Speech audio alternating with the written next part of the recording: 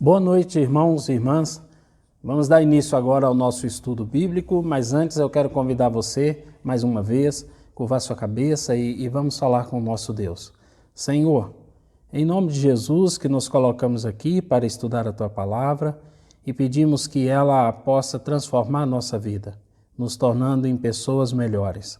Nós pedimos a Tua bênção sobre nós no sentido de entendermos aquilo que vai ser ministrado, mas também de nos comprometermos com o ensino da Sua Palavra. Nós oramos no nome de Jesus. Amém. Queridos, nesses dias nós estamos, como conselho da igreja, pensando um pouco em como assistir as famílias necessitadas, especialmente aqui da igreja.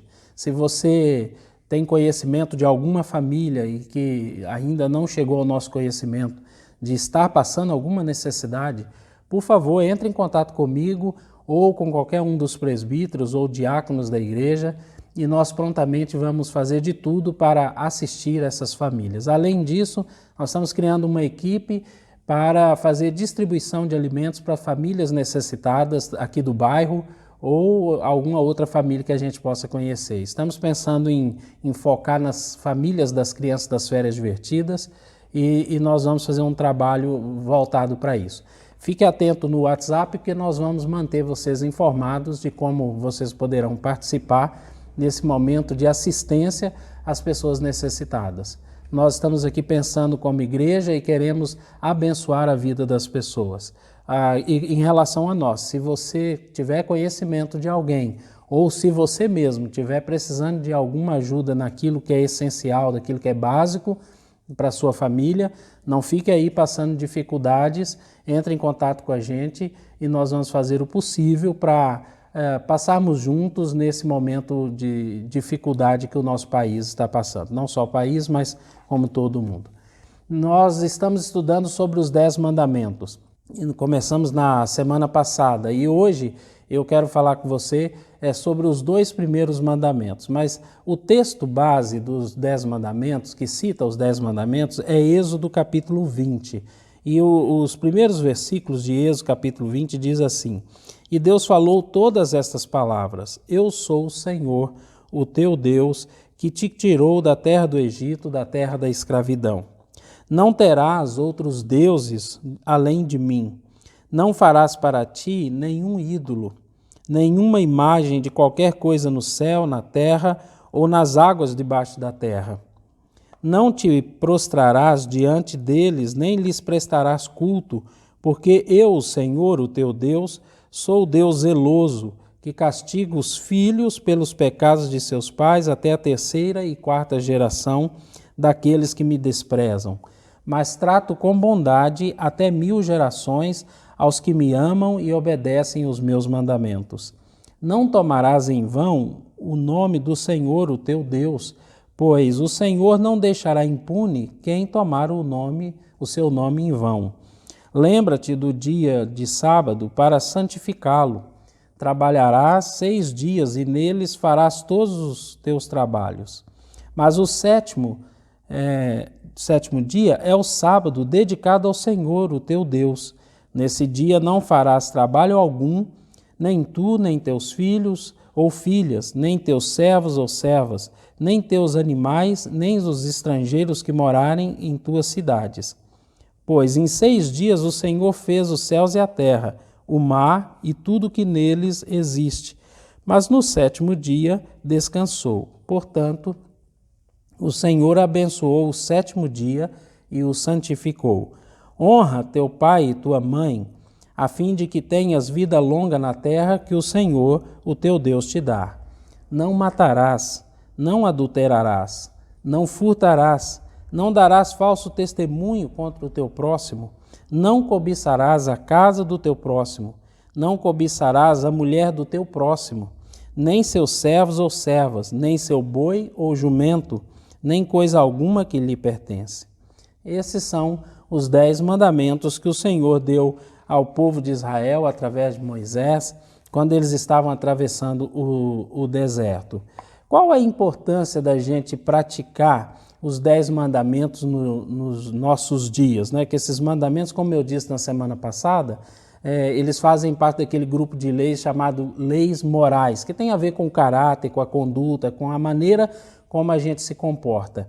E eles se aplicam a nós. Jesus não anulou esses 10 mandamentos, ele resumiu eles em 2, né? A gente falou isso na semana passada. Então, a gente se pergunta, mas qual a importância de se praticar esses 10 mandamentos aqui colocados? Nós temos pelo menos 3 bons motivos. O primeiro deles é que, ao praticar os mandamentos do Senhor, nós nos identificamos como povo de Deus.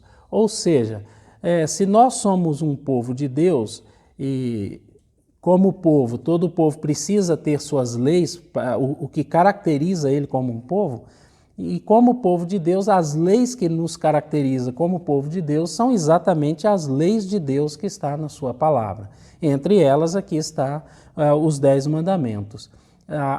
Ao praticar os 10 mandamentos, nós nos colocamos como pessoas que são comprometidas com um reino cujo rei é o próprio Deus. E as suas leis, a sua palavra, é aquela que serve de base para a nossa conduta, né? Então, Deus sendo o nosso Deus, nós nos colocamos na posição de servos, de ouvir o que Ele diz e de praticar o que Ele diz. Nós honramos as leis que Ele estabelece. Então, essa é a primeira importância, ou seja, praticar a palavra de Deus te identifica como cristão, como servo de Deus. O verdadeiro servo de Deus se compromete com a palavra e os mandamentos do Senhor. O segundo aspecto importante da gente praticar os 10 mandamentos é que, ao praticar os 10 mandamentos, a gente vai comprovar que ele nos traz verdadeira liberdade. Diferente do que muitas pessoas pensam, que as leis de Deus, elas nos engessam, ou elas nos tiram o prazer da vida, ou que elas são maneiras de nos escravizar a fazer a vontade do Senhor. Não, é o contrário. Tiago chega a dizer que as leis do Senhor são leis de liberdade. Ou seja, ao praticar a palavra do Senhor, nós realmente nos tornamos livres. Quando a gente não tem compromisso nenhum com a palavra do Senhor, a gente acaba pervertendo até as coisas boas. Por exemplo, sexo. Sexo é bom. Segundo a orientação do Senhor, dentro do contexto de casamento, o sexo é uma bênção na vida de todos nós. Todavia, quando nós não temos compromisso com Deus, o sexo se vira uma maldição.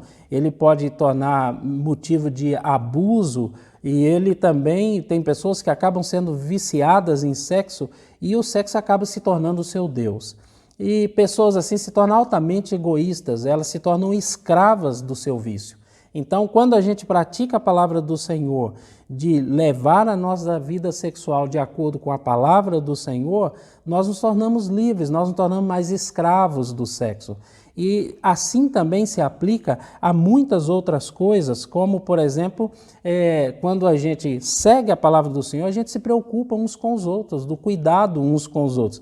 A gente deixa de ser egoísta e passa a ser pessoas que cuidam, que exercem a comunhão, o cuidado de uns para com os outros. Mas quando a gente não faz isso, a gente acaba pensando só na gente e a gente acaba viciando em fazer as coisas apenas pensando no nosso bem-estar. Nos tornamos altamente orgulhosos. Dinheiro para a gente se torna um Deus. E quando alguém se aproxima, a gente fica pensando, nossa, esse cara está querendo o quê? Será que ele está pensando em pegar dinheiro meu? E a gente sempre olha para as pessoas armados. Nos tornamos escravos do dinheiro, dos bens e das coisas que possuímos. Quando a gente olha para a palavra de Deus, nós colocamos em Deus a nossa confiança de que é Ele que nos sustenta, que é Ele que nos guarda. Então, nós não precisamos nos preocupar em ficar ricos ou em preocupar em que as pessoas vão tirar proveito da gente. Não, porque seguindo a orientação do Senhor, até ajudar as pessoas, Ele vai nos orientar a maneira certa e a maneira errada de fazer. Ou seja, a prática da palavra de Deus, ela sempre trará para nós liberdade. Ela vai evitar com que a gente se submeta aos nossos pecados como escravos. Então, é importante a gente pensar nisso. A terceira razão importante pela qual nós devemos praticar os 10 mandamentos é o fato de que, ao praticar esses mandamentos, nós despertaremos nos nossos amigos e conhecidos o interesse em conhecer a Deus, os seus princípios e valores. Deus já havia dito isso ao povo de Israel. As nações vizinhas deveriam olhar para Israel e ver um povo totalmente diferente, que tem princípios de conduta sábios, que tem uma justiça que de fato é justa. Por quê? Porque eles seguem a orientação do Deus único e verdadeiro. Israel falhou nisso, mas o princípio está lá estabelecido. Eles deveriam ser motivo de bênção para todos os povos. Isso se aplica também a mim, a você, a cada um de nós. Deus deseja despertar o interesse dos nossos amigos e conhecidos na sua palavra e no próprio Deus através da nossa prática, da nossa obediência à palavra de Deus. O mundo está cansado de ver pessoas que falam em nome de Deus, mas que têm um comportamento totalmente contrário ao que a palavra de Deus diz. Então, quando nós praticamos a palavra de Deus, nós ganhamos autoridade para falar a respeito do amor e da bondade do Senhor. Hoje nós vamos falar sobre os 2 primeiros mandamentos. O primeiro mandamento, ele está em Êxodo 20, de 1 a 3, que ele diz: não terás outros deuses diante de mim. E o segundo mandamento vem logo a seguir, no versículo 4 a 6, dizendo: não farás para ti imagem de escultura. Os 2 mandamentos são muito similares. O primeiro define que Deus é um Deus único. Nós não devemos servir outros deuses além do Senhor.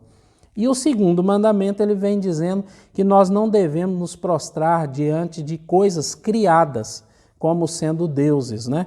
E quando a gente olha a palavra de Deus no contexto do povo de Israel, as nações vizinhas de Israel, todas elas adoravam vários outros deuses. Nós já falamos disso aqui várias vezes. No entanto, a palavra do Senhor é que Israel não se deixasse influenciar por esses povos e deixasse de servir ao Deus único para servir aos outros deuses dos povos vizinhos a quem eles adoravam.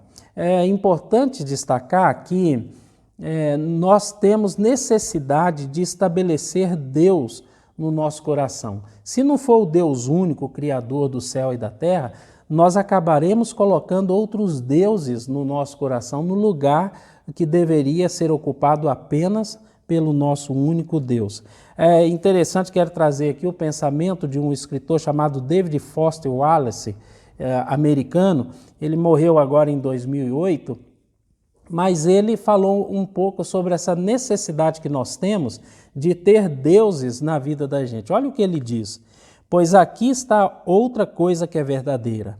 Nas trincheiras do dia a dia da vida adulta, não existe o ateísmo, não existe a não adoração. Todo mundo adora algo. A única alternativa que temos é o que adorar. Se você adora dinheiro ou coisas materiais, se essas coisas estão onde você encontra o verdadeiro sentido para a vida, então você nunca sentirá que tem o suficiente. É interessante, ele diz que então que todos nós adoramos alguma coisa, nós temos necessidade de estar prestando adoração a alguma coisa. E aí ele diz o seguinte: se você coloca o dinheiro como seu Deus, ou qualquer outro bem como seu Deus, você nunca se sentirá satisfeito. Isso retrata a necessidade que nós temos. Na verdade, Deus colocou esse anseio, esse desejo dentro de nós de nos relacionar com Ele. E quando você não se relaciona com Deus, você vai buscar satisfazer essa necessidade que você tem com outras coisas, com pessoas, com outros, vamos chamar assim, outros falsos deuses, né? Até mesmo coisas boas podem ocupar o lugar de Deus na sua vida. No caso de Israel, os povos vizinhos, eles tinham ali seus outros deuses, e eu quero aqui destacar para você 3 outros deuses que eles tinham, mas eles tinham muito mais que isso. E Deus está combatendo esse falso ensino, né? Essa adoração que não deveria ser dada a coisas criadas por Deus. mas que as pessoas, Israel e tantas outras demais pessoas deveriam adorar o único Deus criador de todas as coisas. Por exemplo, existia na época de Israel o deus babilônico chamado Iã. É o que deu origem a Iemanjá, por exemplo, que temos hoje no Brasil. Iã é o deus das águas, né? Então, os babilônios atribuíam as águas como sendo um deus. Eles entendiam que as tempestades, tudo que acontece no mar, uma boa pesca, tudo dependia da pessoa estar sobre a bênção e a proteção do deus Iã. Observe, quando o povo sai do Egito, Deus transforma a água em sangue. Isso era uma afronta direta a Deus Iã, a quem eles também acreditavam, né?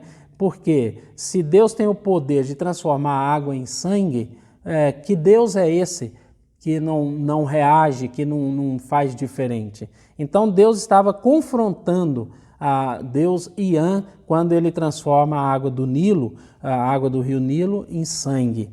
Mas também existia o Shemesh, que é o Sol, Deus Sol. Era um deus egípcio, né? Originalmente um deus egípcio. Segundo a crença, ele vencia a deusa Lua todas as noites. Então, para os egípcios, existia o deus Sol e a deusa Lua. E eles sempre entravam em guerra. Ora, o Sol vencia, então se tornava dia. Quando a Lua vencia, se tornava noite. E eles tinham tanto medo da deusa Lua, por exemplo, que eles não saíam à noite nas ruas, com medo de fazer mal. Existe um salmo que diz o seguinte: olha, o Senhor é quem te guarda. De dia o sol não vai te fazer mal, nem de noite a lua. Quando a gente lê isso, você fica pensando, mas como que o sol vai fazer mal e a lua vai fazer mal? No nosso contexto, que nós não adoramos esses seres criados por Deus, não faz o menor sentido ler esse salmo. Mas quando você contextualiza, quando você entende que na época de Israel o sol era considerado um deus e a lua também considerada uma deusa, e eles tinham até medo de, por exemplo, ou se provocasse o deus sol, poderiam ser queimados por ele. Se provocasse a deusa lua, poderiam ser mortos por ela. Então o Senhor está dizendo assim, vocês não têm que temer o sol e a lua, porque eles não são deuses, eu os criei. Até por isso nós temos a narrativa em Gênesis dizendo que Deus criou todas as coisas. Era uma forma de dizer assim, vocês não precisam adorar o sol, a lua, as estrelas, as árvores, boi, animais, seja lá quem for, porque tudo isso fui eu quem criei. Então vocês têm que adorar o Deus criador de todas essas coisas, mas não tem que adorar esses falsos deuses. Mas existia também, como eu disse, eu ia falar aqui de 3 deuses. O terceiro deus muito conhecido na Bíblia, muito citado na Bíblia, é um deus cananeu, ali da região onde Israel estava habitando, na Terra Prometida. Os vizinhos, pós-vizinhos, adoravam muito esse deus chamado Baal. A gente vai ver vários episódios com Baal durante toda a Bíblia. Mas o deus Baal era o deus terra. Eles acreditavam que Baal era o deus da fertilidade, era o deus que ele mantinha relação sexual com a terra e ali fazia produzir alimentos. Já parou para pensar nisso? Eles acreditavam que Baal fazia produzir alimentos da terra através de uma relação sexual que ele tinha com a própria terra. É preciso muita fé para acreditar num negócio desse, não? Às vezes as pessoas têm uma facilidade de acreditar em coisas assim absurdas e, no entanto, crer no único verdadeiro Deus, elas encontram barreiras, né? Mas faz parte. Agora, aqui, observa que quando o Senhor, por exemplo, envia Elias, o profeta Elias, diante de Acabe e fala com Acabe assim, Acabe vai ficar, por causa da sua desobediência, por causa da idolatria com que o povo de Israel se envolveu, servindo a Baal, a terra ficará 3 anos e meio sem chuva, não haverá chuva na terra. E aí o povo acreditava que a chuva eram os espermas de Baal que fecundava a terra e ela fazia produzir fruto.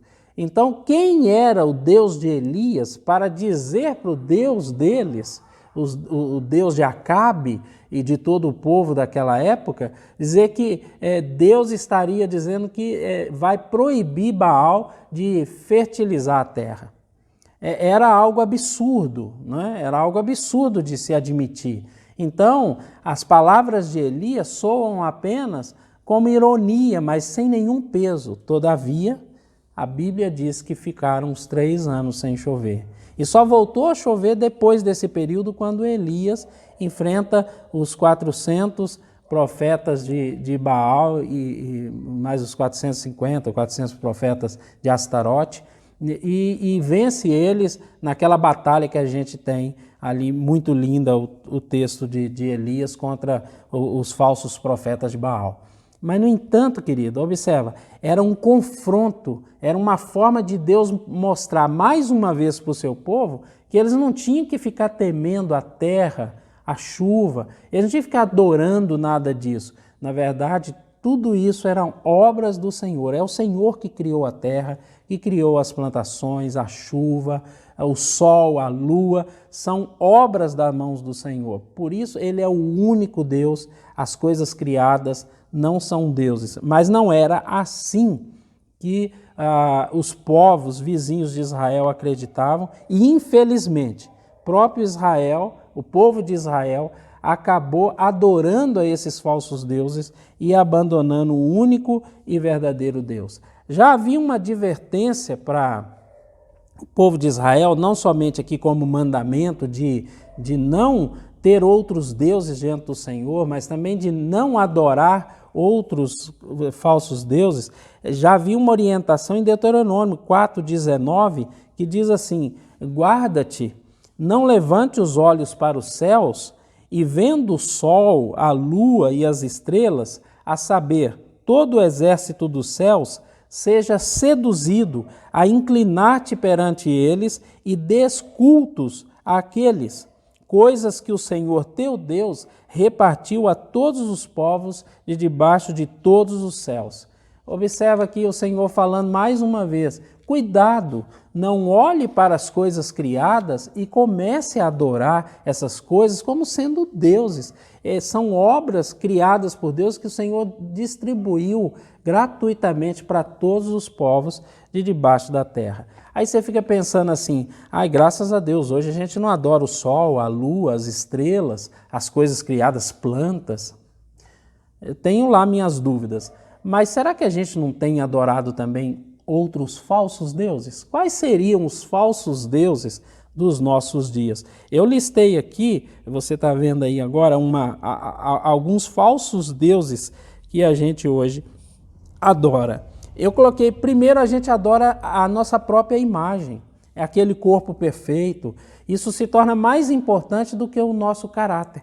Quando as pessoas valorizam mais o cabelo, a roupa que está vestindo, a selfie que vai ser batida, se vai ter mais curtida, a gente acaba nos idolatrando a nós mesmos. E Deus vai ficando de lado, porque nós valorizamos muito mais o nosso aspecto físico do que o nosso caráter, de ser parecido com Jesus no nosso comportamento. Quando a gente faz isso, nós estamos adorando a nós mesmos, adorando um falso Deus, porque você também é obra criado das mãos do Senhor. Deus criou você. Você não é um Deus.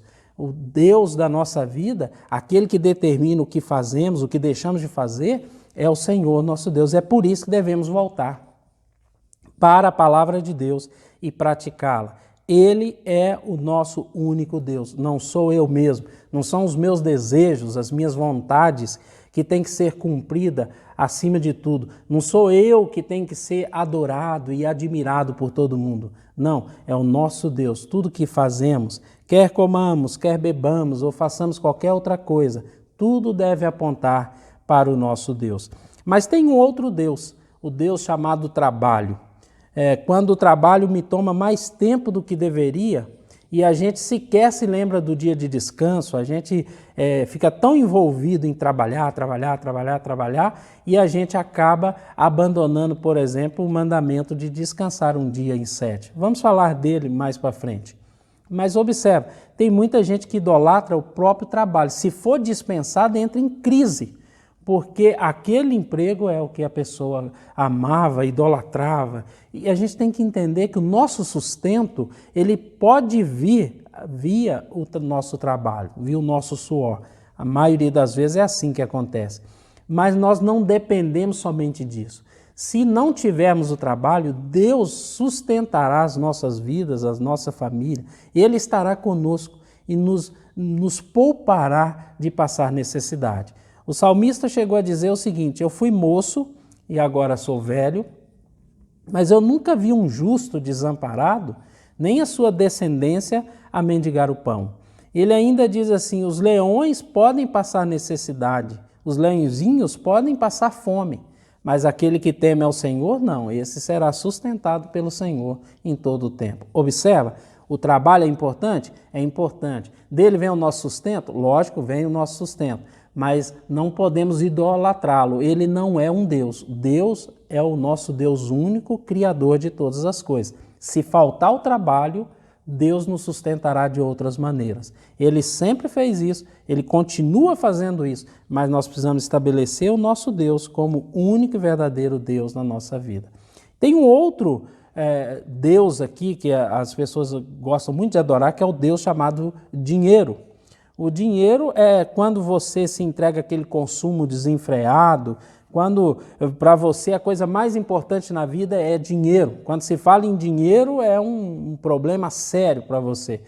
Abençoar a vida de pessoas, nem pensar, né? Dar dinheiro para alguém, imagina. Devolver o dízimo ao Senhor é sempre um peso. Quando o dinheiro para você tem um valor além do que deve, cuidado, ele pode ter se tornado o Deus da sua vida e ele vai te deixar na mão. Como diz aqui o escritor, você nunca vai se satisfazer. E é uma grande verdade. O único Deus que pode nos satisfazer de forma plena, completa, é o Deus único, Criador dos céus e da terra. É fácil nos dobrar diante do dinheiro e de tudo que ele pode proporcionar para a vida da gente. Mas toma cuidado, querido, porque o dinheiro ele pode se tornar esse Deus na sua vida. A palavra de Deus diz que ninguém pode servir a dois senhores, ninguém pode servir a Deus e ao dinheiro. Observa que o Senhor coloca o dinheiro nesse texto como sendo um objeto que pode se tornar Deus na nossa vida. Mas tem outros que também concorrem no nosso coração contra o Deus único e verdadeiro. Estou me referindo aos filhos. Tem pessoas que adoram tanto aos filhos que se você mexer com um deles, você mexeu com uma onça, com um leão, porque a mais importante na vida dele é o filho. Se o filho morrer, então acabou a vida. E a gente fica pensando, tudo isso, ter filho e amá-lo e protegê-lo, é uma coisa normal na vida da gente. Mas nós não podemos colocar como sendo Deus na vida da gente. O que a gente precisa nessa vida para viver é de Deus. Os nossos filhos são bênçãos dadas por Ele. E o dia que Ele quiser tirar, Ele vai tirar. Nós não temos controle sobre isso. Nós não podemos basear a nossa vida sobre a vida dos filhos e começar a achar que os filhos são verdadeiros deuses, aqueles dentro de casa que manda e desmanda. Não, nós precisamos educá-los no caminho do Senhor, amá-los de acordo com a palavra, mas jamais tratá-los como deuses, porque eles não são deuses, né? Ainda tem um outro Deus que é um concorrente forte, é chamado Deus da diversão ou do entretenimento. Quando a diversão é um motivo para não assumirmos nossas responsabilidades diante de Deus, é um sinal claro de que ela está se tornando um Deus na sua vida. Tem pessoas o seguinte, que ele não vê chegar a sexta-feira, sextou, como diz por aí, porque ele está pensando em se divertir. Alguns falam que não, eu estou trabalhado demais, eu não vejo chegar a hora do final de semana para eu descansar. Mas na verdade ele não está querendo descanso.